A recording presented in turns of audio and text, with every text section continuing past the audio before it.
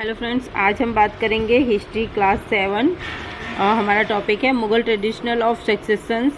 The Mughal did not believe in the rule of primogeniture where the eldest son inherited his father's state. Instead they followed the Mughal and Timurid custom of competency inheritance or a division of the inheritance amongst all the sons. Follow the highlighted passage in table 1 and note the evidence for rebellions by Mughal princes. Which do you think is a fairer division of inheritance, pigment or corporacy? Mughal relations with other rulers. Take a look at table 1. Once again you will note that the Mughal rulers campaigned constantly against rulers who refused to accept their authority. But as the Mughals become powerful, many other rulers also joined them voluntarily. The Rajput are a good example of this. Many of them married their daughters into Mughal families and received high position, but many resisted as well. The Sisodiya Rajput refused to accept Mughal authorities for a long time. Once defected, however, they were horribly treated by the Mughals, given their lands and back as assignments. Jagirs, the careful balance between defecting but not humiliating their oppositions enabled the Mughals to extend their influences over many kings and chieftains, but it was difficult to keep this balance all the time. Look at table 1. Note that Aurangzeb instead Shivaji when he come to accept Mughal authorities. What was the constitutions of this insult? Mansabdar and jagirdars. Jagirdars means कि जो ज़मीन के जो मालिक होते हैं उनको जागीरदार्स कहते हैं. As the empire expanded to encompass different religions, the Mughals required diverse bodies of peoples from a small nucleus of Turkish nobles. Turks they expanded to include Iranis, Indian, Muslim, Afghans, Rajputs, Marathas and other groups.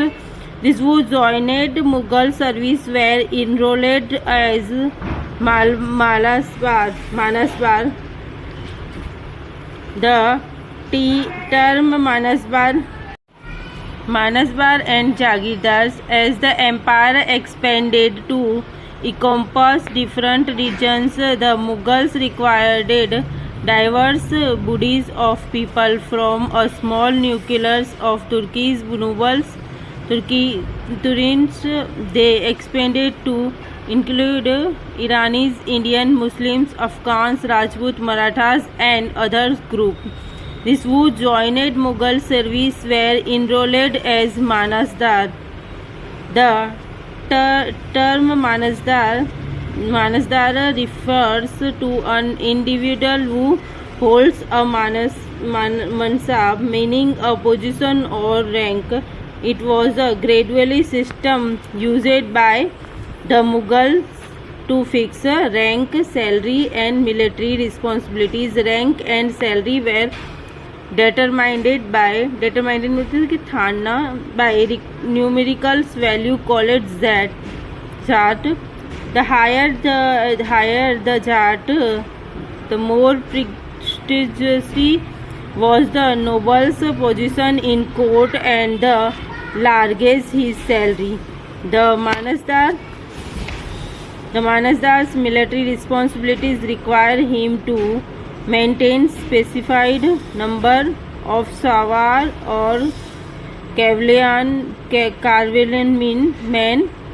The Manasbar bought his cavalrymen for review, got them registered, their horses branded, and then received money to pay them as salary. Okay, the Manasbar military responsibility required him maintain a specious number sawar of cavalrymen. The Manasbar bought his cavalrymen for reviews, got them registered their horse branded, and then received money to pay them as salary.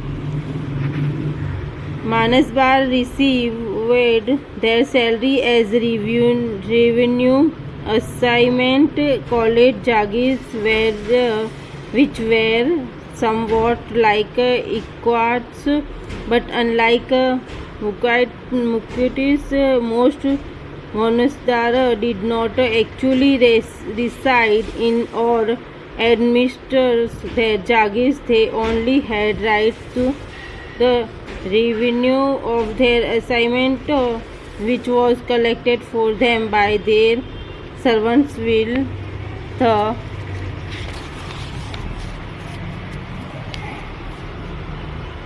Manasdar themselves surveyed in some other part of the country.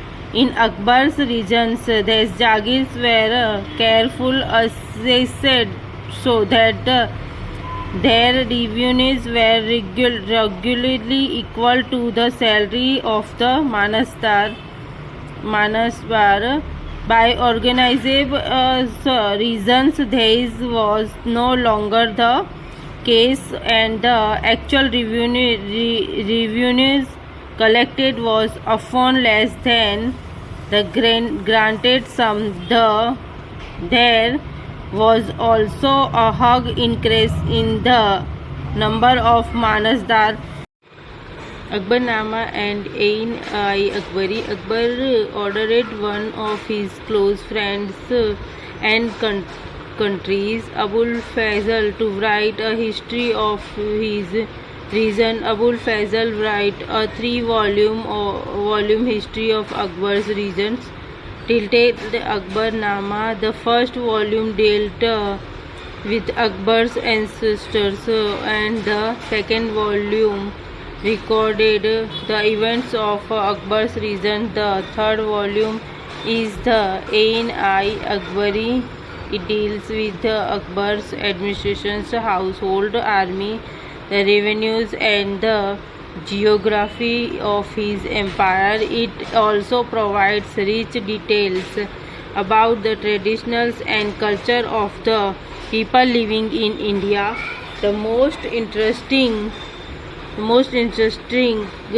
except about the Ain-i-Akbari is its rich statistical details about things as diverse as crop yields, price, wakes, and revenues. Revenues. Okay. A closer look. Akbar's policies. Akbar की policies थी उसके बारे में बात है. The broad features of administrations were laid down by Akbar and were elaborately discussed by Abul Fazl in his book, the Akbarnama, in particular in its last volume, the Ain-i-Akbari. Abul Fazl explained that the empire was divided into provinces called Subas, governed by a Subandar who carried out both political and military functions. Each province also had a financial officer or diwan for the maintenance of peace and the order in his province. The Sabdar was supported by other officers, such as the military paymaster Baisakhi, the minister in charge, of religions and characterable furnishing military commanders and the town police commanders. Kotwal. The Kotwal Noor Jahan's infiltrations in Jagir's court. Mehranishah married the Emperor Jagir in 1611 and received the title Noor Jahan. She remained extremely loyal the subsequent. Noor Jahan's influences in Jagir's court. Mehranishah married the Emperor Jahangir in 1611 and received the title Noor Jahan. She remained extremely loyal and submissive to the monarch. As a mark of honor, Jahangir stuck silver coins bearing his own titles on one side and on the other their inscription struck in the name of the Queen Begum Noor Jahan. Okay, the adjoining documents in order the Farman of Noor Jahan. The sequel seal states command of her most sublime and elevated majesty Noor Jahan Fetaz Begum Jahangir. She become brilliant as the moon, when Noor Jahan Paradas be the lady of the age.